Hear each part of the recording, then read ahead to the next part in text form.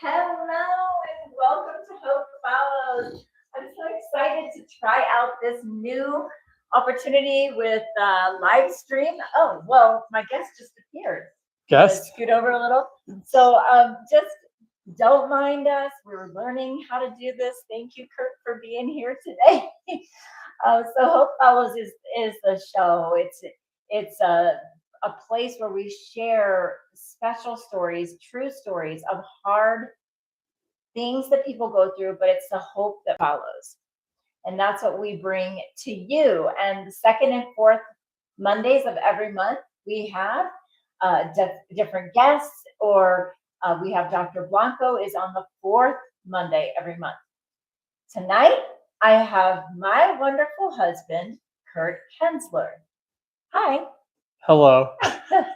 And I'm really hoping this is not my thing, by the way. Yeah, that's okay. Yeah. But I'm really hoping if anybody is here live, if you can hear us, just say, yeah, we can hear you. If you can't hear us, please tell us we can't hear you. But this is just fun. So thank you for being here.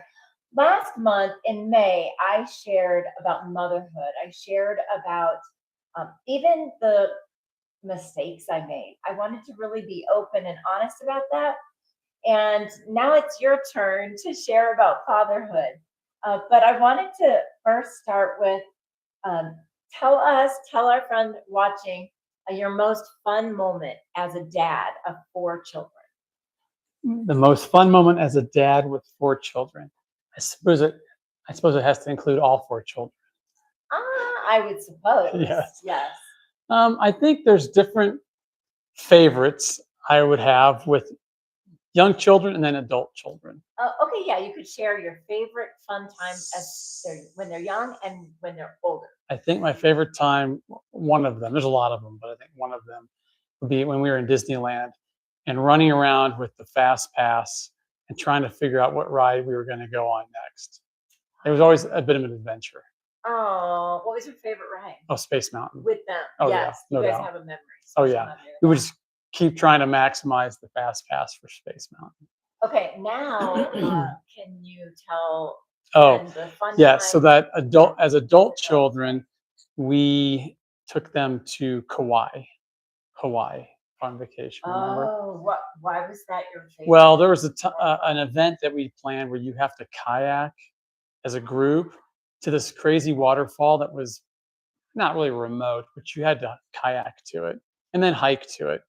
And that was fun. But when we got there, our kids went off the rails with that waterfall, screaming and annoying all of the other visitors at the waterfall.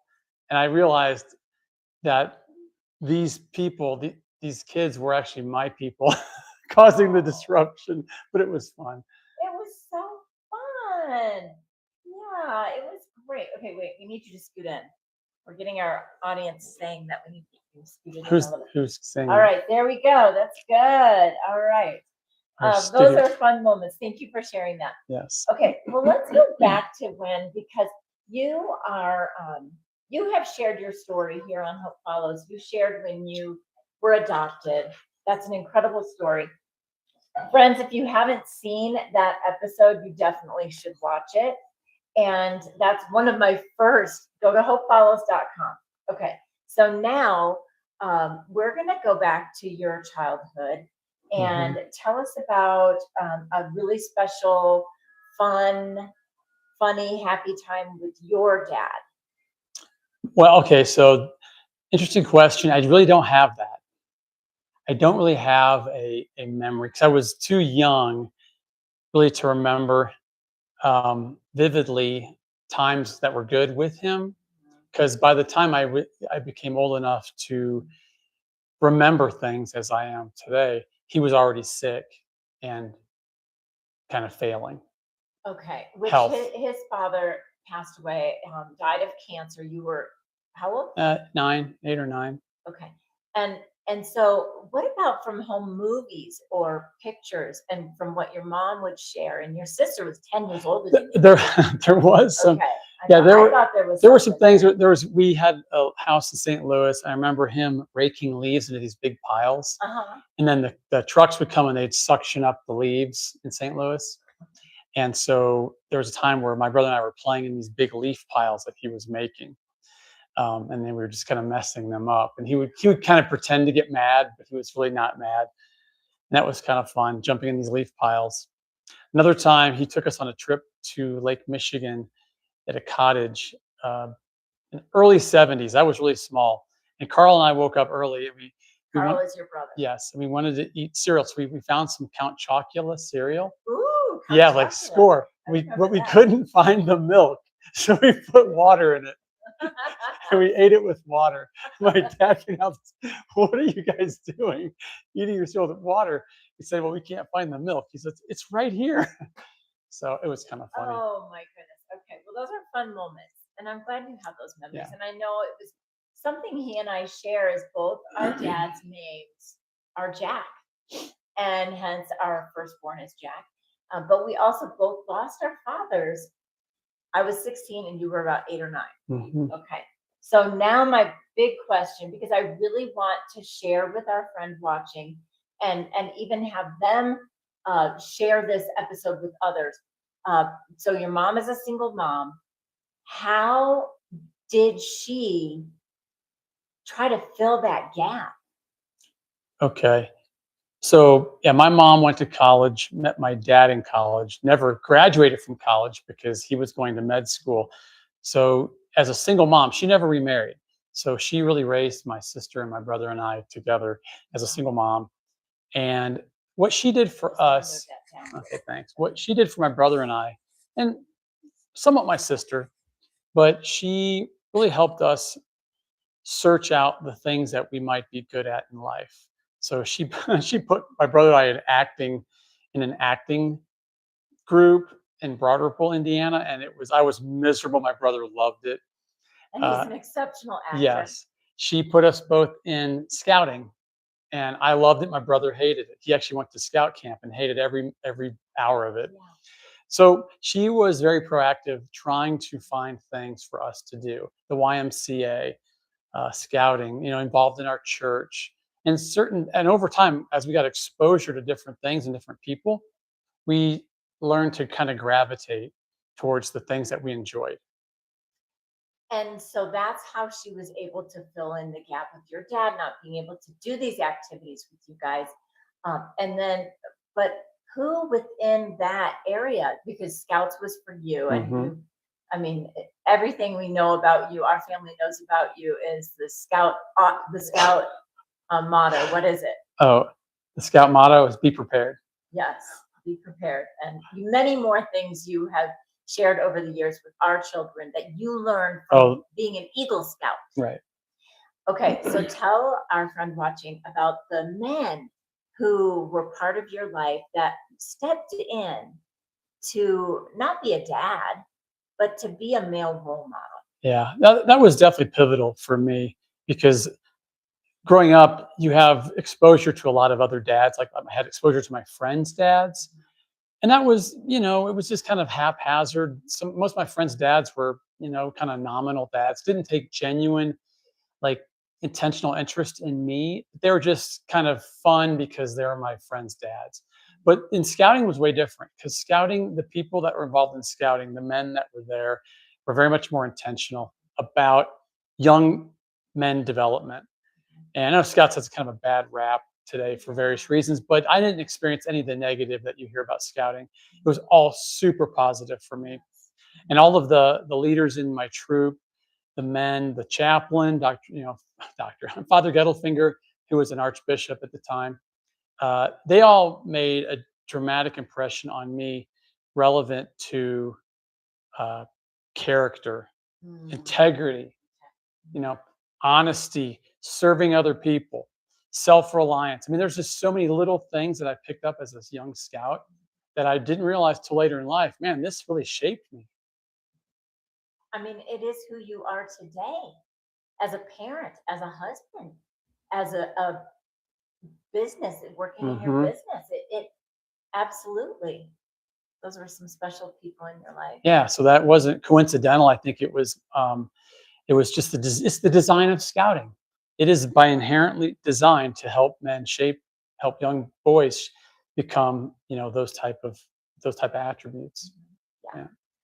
I know though, early in your childhood, there were some negative experiences, like in the neighborhood. Can you share about that Oh, story?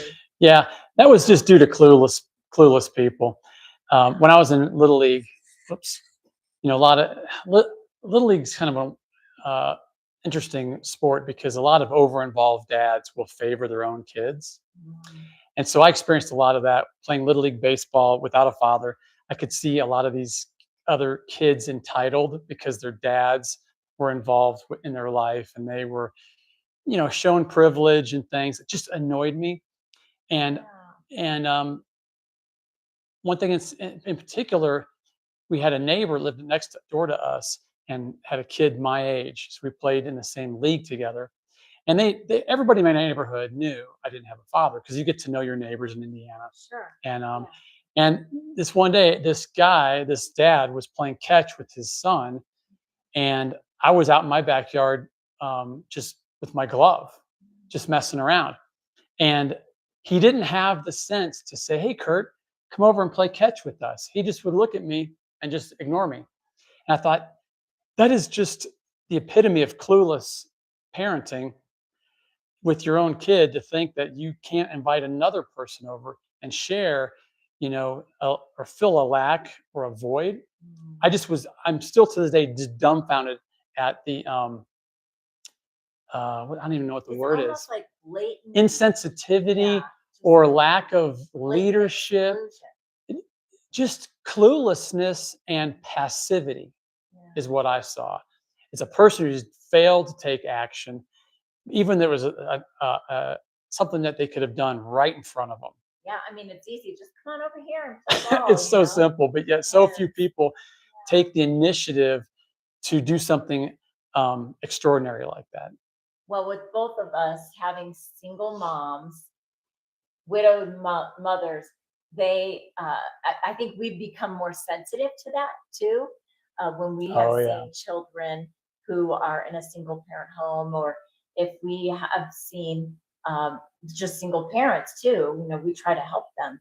So, friend watching, if you're a single parent, I really hope you are encouraged by what Kurt is sharing, and his experience as a child who grew up with a single mom, and how men still became a big part of his life. And then now let's move into your role as father. Hmm. And so how did you, here you are, you're a dad four times over now. Our kids are 22 to 30. And how did you learn to be a dad? I mean, I know we don't all necessarily have instructions. You bring the baby home and now you have instructions on how to take care of this child, that you just love and adore so much. But there is still something you've picked up in your mother and father. And I had my dad and mom for 16 years, so I was able to see some things, how they treated people, as how they treated us, and how they cared for us as a mother and father. Hmm. So you didn't have that as a father, Didn't have that as a father, right? so I didn't have the positive parts that might have come with example. But then again, I also avoided any negative parts that might have come with a bad example. So I think That's there's true. you can't always say lament, oh well, I didn't have a father to teach me what I should be doing. But I know a lot of guys who fathers, it wasn't the best example, Yeah, and and women have they that. ended up carrying a lot of bad fatherly habits into their kids' lives. So I actually kind of feel grateful in a way that I was kind of left with kind of a clean hard drive. I had to kind of learn my methods as I go. And I'd like to say that fathering now, to me, it's two parts. Oh, sorry. It's part of fathering is just instinctive. You as a male, you just have to have instinctive um, understanding of what it's going to take in terms of self denial, um, having a servant's heart, delayed gratification. There's a lot of fundamentals that come with being a good father that are just foundational, Mhm. right? And the second part is all the techniques, you know, the punishing, the correcting, all these things that you're doing actively. I had to learn those. But I think the instinctual part uh, came natural in terms of how to sacrifice for your family. Oh, that's good.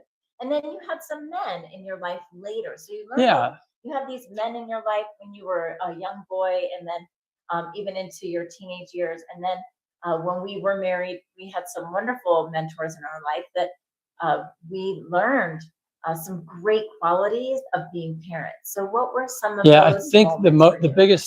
the biggest influencers for me in terms of how to the techniques of good parenting or the strategies of good parenting clearly was men from my church, Mhm. but also you and I took this pretty seriously. If you think about it, we went to We conferences. did. We listened to Randy Carlson on KFLR when Family he did Living, the yeah. parent talk with Kevin Kevin Lehman. Lehman. Mhm. So we read a lot of We books. I sure mean, did. we were very intentional about and Dr. Dobson, James Yes. Dobson, and Yeah. amazing material. So Focus we on the didn't just family. kind of throw it to the wind. I would like to think that you and I made it an effort to educate ourselves on good parenting techniques. There's there's some Yeah. great ways to find what you're lacking and to learn it from others. There's so many great resources out there, and you mentioned several, which I know my favorite with my kids growing up was definitely Focus on the Family, and then Randy Carlson. Okay, so now let's talk about. Did you already share your proudest moment? No, you shared the fun moments. Proudest moment. Proudest moment as Uh, a dad, like looking back at your kids now. You lacked in having that father in your life, but now you have been a father to four children and now two daughter-in-laws. So what do you reflect on how do you feel proud? What are you proud I think my proudest moments aren't moments. They're accomplishments. They're all four of our kids decided to go to college. All of them worked through college. A lot of them, actively helped finance their own college. They all made an effort to make friendships in college. I just think that's a big step in life, is making those decisions to do the extra educational step to get a college But degree. how did you contribute to that as a father? Oh, I don't know, maybe encourage them on like what major they want to be in, help them figure out financial solutions to going to college, supporting their where they're going to live, moving them around. Oh, There's a lot of enabling that went on in terms of a parent to help a child get through college. But at the end of the day, they have to do the work. mhm. Yeah. Yeah. Okay. So Well, I would say I think the proudest moment I see you as a father are all the sayings our kids remember, all the phrases, because they will quote you. What are a couple of those? oh, show me your friends and I'll Show me. show you your future. Oh, I didn't know you wanted me to finish it. Oh yeah. Okay, let's do that again. Show me your And friends. I'll show you your future. That's right. Okay. Yeah. Yes, that was always big. Ooh, what about the our name, last name? You already said something about that. Oh, You're a Kenzler. you're Kenzler. It's on the back of your shirt. Yeah. Yeah. Mhm. Be proud of it, Yeah. right? Right. Because you represent our family wherever you go. Now we know mistakes happen. Kids mess up. Mistakes were made. We mess up, which leads me to now it's your turn. And this is a show about help follow. So let's just be real. No, we're perfect. What were some of your moments where you can reflect and you think, I really missed the bar? That was not an Academy Award moment for me as a father. Oh, well, I mean, we'd be here all night. I mean, I'm no to just gonna. share, No, no, I just know. in general If to I'm gonna, encourage people who have made yeah, mistakes too. right, right. It's not a single moment. It's a trend, I would call it. And I know that looking back, for me, I think I was too critical of my children's mistakes or choices, or Mm, if it, if it's weird as a parent, you forget the mistakes you made as a kid, mhm. and you transport yourself into your adult brain and think your kids should have the same mature adult brain that you have. Yeah, that's a big mistake a lot of us parents Huge make. mistake. Mhm. And so poor parenting is what I, um, am guilty of. We're being overly critical and overly, uh, I don't know, having bad expectations for perfection, High high expectations. expect, unreasonable expectations for Oh, perfection that's good. that comes across as critical Yeah, or criticizing. Yeah, yeah. spirit. I mean, we have, being a Christian family and raising our kids in a home that knows God and loves the Lord, we've been able to teach them a lot about forgiveness. So, how do you rectify your mistakes? I mean, I got to deal with my own. How do you do it? Uh, well, I think instead of going back in time and trying to apologize for all that, you do it once, and then going forward, you just make an effort to be an encourager. And In this situation, because you were the opposite, right, right. right? And so Tony, this counselor that I've gone to in the past, actually is a great guy. He taught me something. He used this term called "wow, not how." Says when your children bring something to you, an idea, and you just think it's crazy, or you think it's, oh, that's not going to work, instead of jumping all over the bad idea, telling them why it's That's a bad, good lesson for me. yeah, you should say, wow, what a that's that sounds amazing, and just ask questions. Not Don't tell them how they're doing it poorly. It's wow, not how. Be excited about it, be encouraging.